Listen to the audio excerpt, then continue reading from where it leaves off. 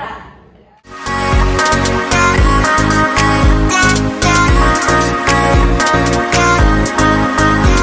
Hari ini kita akan membahas sebuah topik menarik tentang bagaimana Project Based Learning atau PJBL bisa mendukung proyek penguatan profil pelajar Pancasila atau P5. Seperti kita tahu, P5 ini bertujuan untuk mengembangkan karakter pelajar Indonesia yang sesuai dengan nilai-nilai Pancasila. Sementara PJBL ini adalah metode pembelajaran yang fokus pada pengerjaan proyek. Nah, bagaimana dan dengan konsep kedua ini saling berhubungan dan saling mendukung? Bersama saya, Haura Diva Sobia sebagai host pada podcast hari ini. Kita sudah kedatangan dua narasumber keren, mahasiswa dari Universitas Islam Negeri Jakarta. Perkenalkan, nama saya Nahal Untudinata dari jurusan PGMI Universitas Syarif Hidayatullah.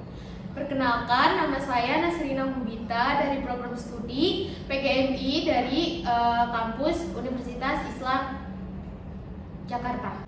Kami sangat senang bisa berbincang dengan kalian berdua. Baik, langsung saja aku mau tanya nih, bagaimana sih menurut kalian yang dimaksud dengan Project Based Learning atau PJBL dan bagaimana cara kerja dalam pembelajaran? Oke, jadi Project Based Learning atau PJBL adalah pendekatan pembelajaran di mana siswa belajar melalui pengerjaan proyek yang berstruktur dan berhubungan dengan dunia nyata. Fokusnya adalah pada proses, bukan hanya hasil akhir melalui proyek ini. Siswa diajak untuk berpikir kritis, kreatif, dan kolaboratif. Mereka mengerjakan proyek yang memiliki relevansi langsung dengan kehidupan mereka, sehingga pembelajaran menjadi lebih bermakna. Jadi siswa tidak hanya belajar teori ya, tetapi juga dapat menerapkan situasi nyata melalui proyek-proyek yang relevan. Nah, bagaimana dengan proyek penguatan profil P5 ini? Apa tujuan utamanya dan bagaimana hal ini bisa berhubungan dengan PJBL?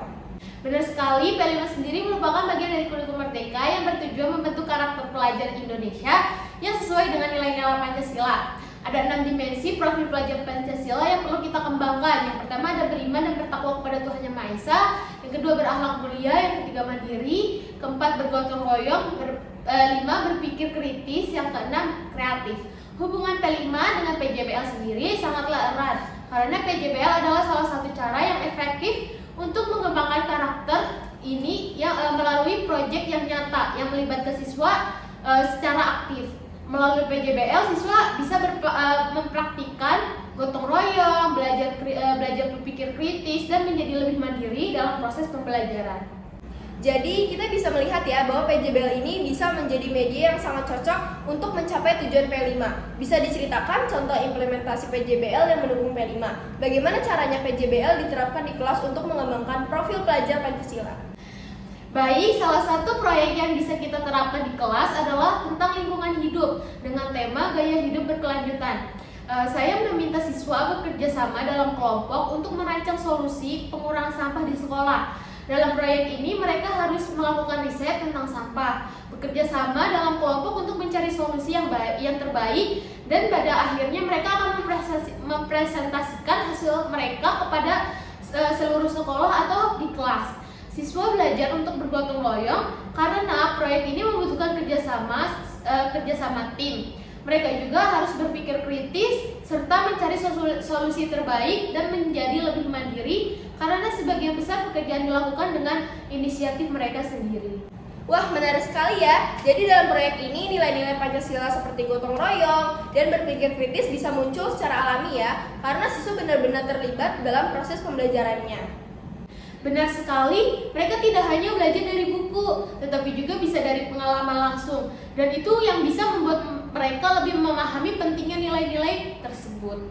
Wah, sangat inspiratif sekali ya. Nah, sekarang saya ingin membahas nih sedikit tentang tantangan. Untuk Nahal, dari sudut pandang Anda sebagai mahasiswa pendidikan, apa saja tantangan yang mungkin dihadapi guru saat menjalankan PJBL ini yang mendukung P5?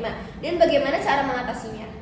Salah satu tantangan terbesar adalah waktu dan sumber daya. Proyek berbasis pembelajaran memerlukan waktu lebih lama dibandingkan metode konvensional. Dan tidak semua sekolah memiliki fasilitas atau sumber daya yang memadai untuk mendukung proyek-proyek besar. Selain itu, guru perlu memfasilitasi kelompok siswa untuk berbagi tingkat kemampuan yang bisa menjadi tantangan tersendiri. Saya setuju, tantangan waktu memang sangat terasa, tapi yang bisa dilakukan adalah membagi membagi proyek menjadi beberapa bagian yang lebih kecil dengan target yang jelas.